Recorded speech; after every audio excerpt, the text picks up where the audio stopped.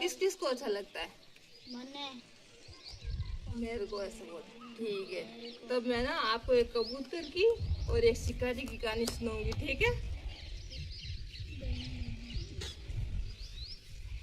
घूमता रहता है, ठीक है?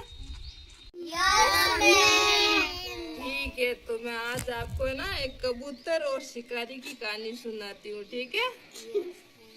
एक पेड़ होता है, उस पर बहुत सारे कबूतर रहते हैं। क्या रहते हैं? कबूतर।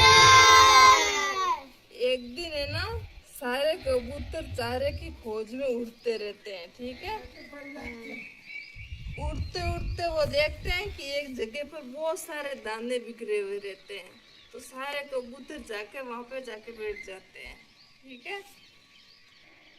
फिर एक शिकारी आता है और उसके ऊपर जाल बिछा देता है जहाँ पे कबूतर होते हैं, ठीक है? कौन बिछा देता है जाल? शिकारी। तो फिर है ना, एक कबूतर होता है ना, उनके एक राजा होता है, उसको पता चल जाता है कि हमारे ऊपर जाल बिछा दिया है, ठीक है?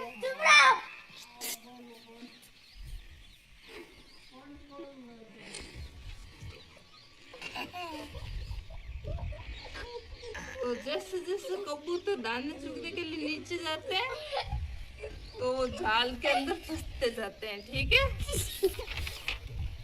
फिर क्या होता है, सभी कबूतर डर जाते हैं बहुत उस जाल को देखकर, और एक चिल्लाने लगते हैं, बचाओ बचाओ बचाओ, ठीक है?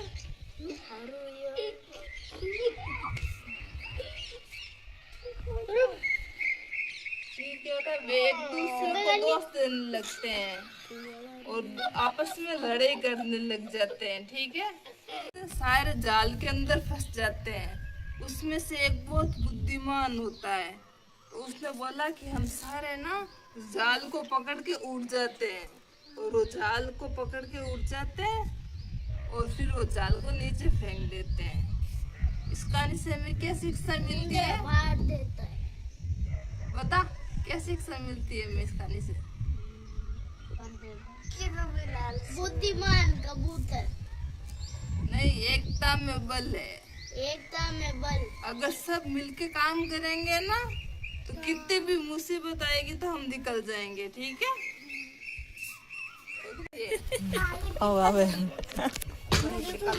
इसी वन में एक ऋषि अपने 20 शिष्यों के साथ रहता था। एक संत होता है, वो 20 अपने शिष्यों के साथ रहता है, ठीक है? शिष्य मतलब उसके चेले जो उसके पास रहते हैं, ठीक है? वो उसकी, जिसमें से 19 लोग होते हैं ना, उसकी बात मानते हैं। एक होता है ना, वो कभी उसकी बात नहीं मानता है, और वो अपने आप को बहुत बुद्धिमान समझता है, इसलिए वो किसी की बात नहीं मानता है, पर वो होता सबसे मूर्ख है, और वो अपनी गलती छुपाने के लिए दूसरों पर दोष बढ़ने में होशियार था। उससे सभी शिष्य परेशान था। गुरुजी भी जानते थे कि वे मूर्ख और दुष्ट है, लेकिन गुरुकुल के सभी काम सामूहिक होने के कारण उसकी मूर्खता साबित नहीं हो पाती थी। एक दिन गुरुजी को एक उपाय सूझा। उन्होंने उस शिष्य को प्यार से बुलाया और कहा, बस बाजार से घी और तेल ले आओ, तेल ले आओ, और उसको एक बड़ा सा पात्र दे दिया, ठीक है? एक बर्तन दे दिया और उसको बोला, इसमें घी और दाल लेके आ जाओ, और फिर वो दुकान पे चला गया।